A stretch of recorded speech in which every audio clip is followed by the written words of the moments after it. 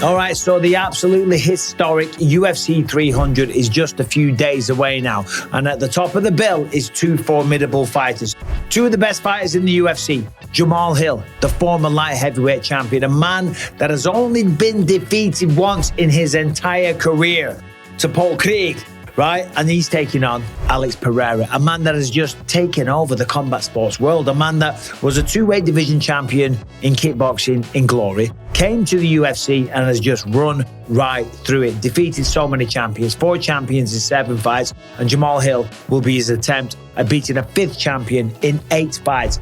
And a champion of 2 weight classes in such a short amount of time, right? So this is a compelling fight. It's going to be an entertaining fight, and these two are going to absolutely bring it. Jamahal Hill has a massive chip on his shoulder. He's pissed off. He feels he's being overlooked. I've been bred in MMA, and whenever I do fight him, standing, I will knock him out. He's the underdog with the bookies. He feels that people aren't giving him the respect that he's due, okay? So we're going to talk about these two guys, and we're going to say, essentially, who is the better fighter?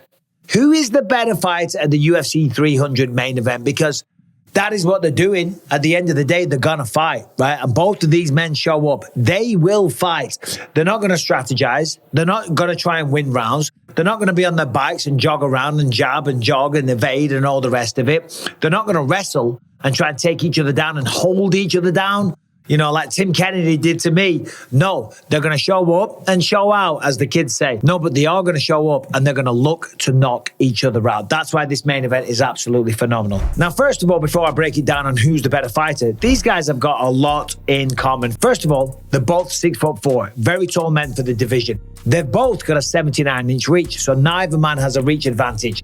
They're both strikers, they're both knockout artists, and they both lay claim to being the light heavyweight champion of the world. So as I say, and they've both only lost once in the UFC. Of course, for Jamahal Hill, he lost to Paul Craig, right? Scotland's finest. Alex Pereira, he lost to Israel Adesanya, right? Alex Pereira lost to Israel Adesanya at his own game. Kickboxing, he got knocked out. To be fair to Jamahal Hill, he got taken down, or he followed Paul Craig down, got caught in a triangle, then an armbar. His arm got snapped. He still continued fighting. The arm was swinging around all over the place. Paul Craig was having a fucking field day.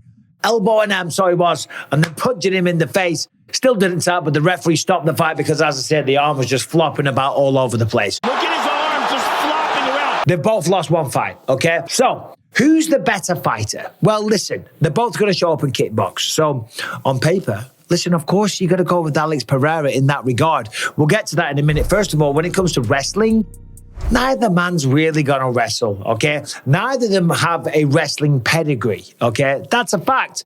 Jamahal Hill can shoot a takedown, I'm sure he can. Alex Pereira can take down the average bloke in the street. They can probably take each other down.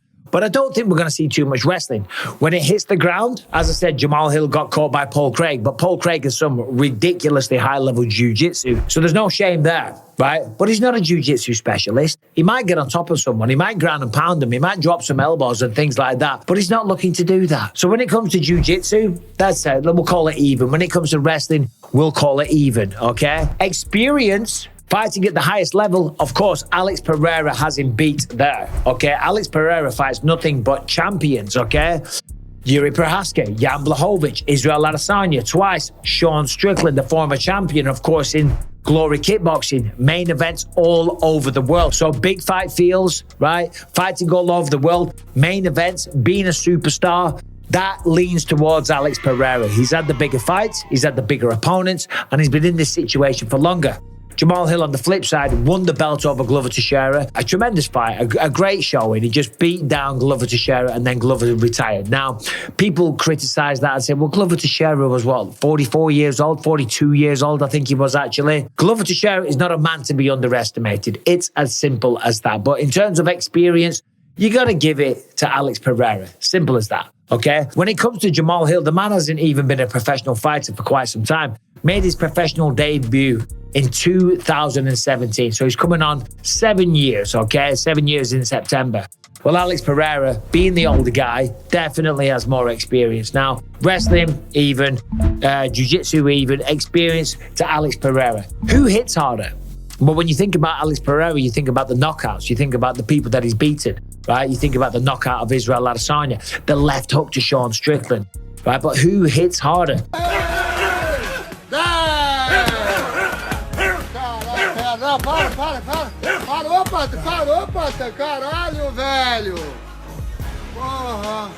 Jamahal Hill hits just as hard. Jamahal Hill has been knocking people out, okay?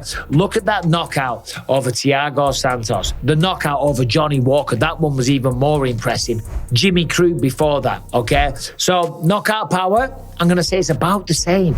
Who can take the better shot? Probably about the same, okay?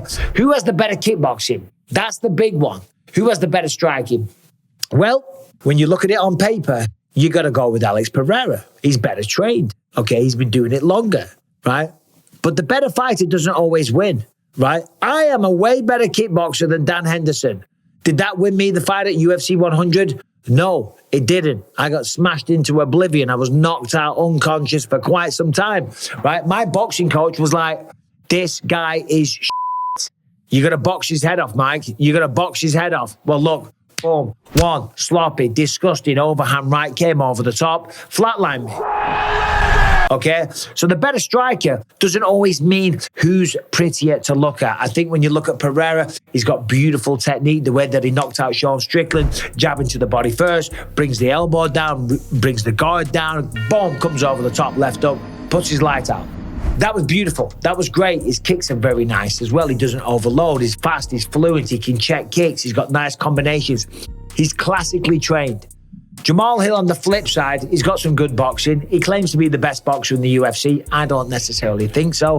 Currently right now, I'd probably say Sean O'Malley. That was beautiful what he did against Chito Vera. But Jamahal Hill is effective. Some of the shots that he hit Glover Teixeira with, they were ridiculous shots. And he was, again, mixing it up, going to the body, using a good variety of shots. He's got very nice head kicks of his own as well. But when you look at it on paper, of course, you would pick Alex Pereira as the prettier, more technical striker. But when you weigh in, is he as effective?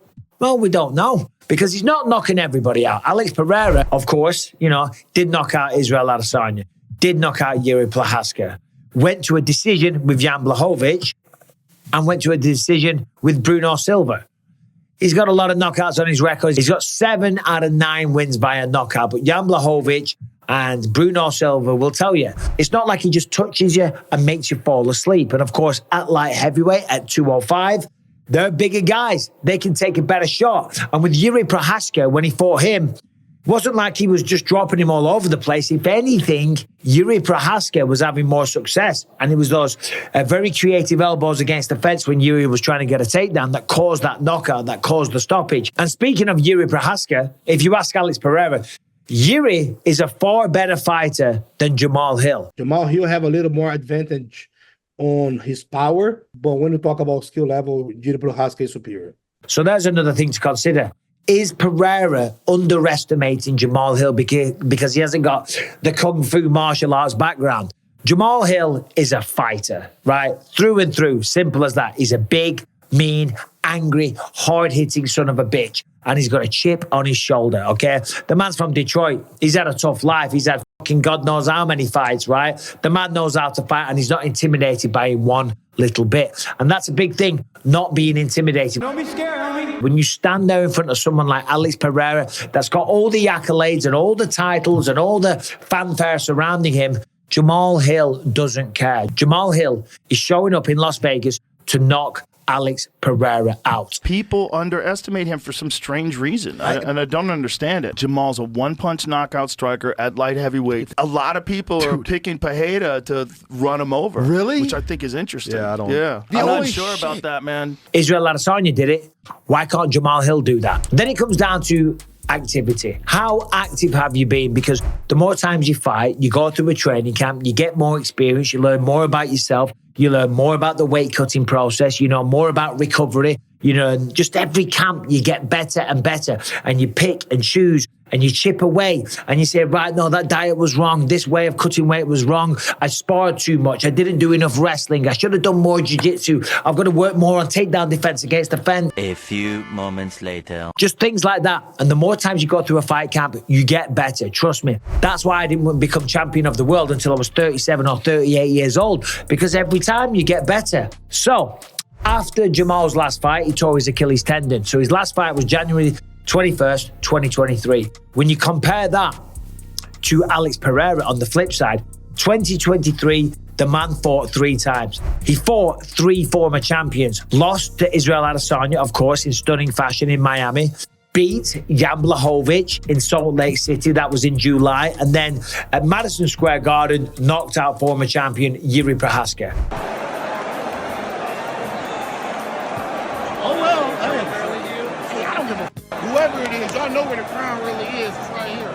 Bang. So the whole time that Jamahal Hill has been on the sidelines, recovering, getting fat, enjoying himself, having a few beers and just enjoying life and enjoying being champion of the world, Alex Pereira has been fighting, right? He's been fighting at the absolute highest level. So ultimately, who's the better fighter? Well, do you know what? It doesn't fucking matter because the best fighter doesn't always win. I think on paper, when you look at it, the better fighter, the more technical fighter, the more experienced fighter, the more active fighter, the more decorated fighter is Alex Pereira, right? But what goes on in here? What goes on in here? How hard are you willing to push yourself? And all the intangibles. The intangibles are definitely not on the side of Jamahal Hill, but they're definitely something that's worth considering. So, who do you think is the better fighter? The better fighter on paper is Alex Pereira, but a better fighter in there and in there is maybe Jamahal Hill. Still, some things for you to consider before we get into this main event this weekend. Can't wait. I'm flying off to Vegas. By the time you watch this video, I'll be in Vegas. Lots of coverage coming from UFC 300 this week, so check it out, subscribe, ring the bell, and I'll see you soon.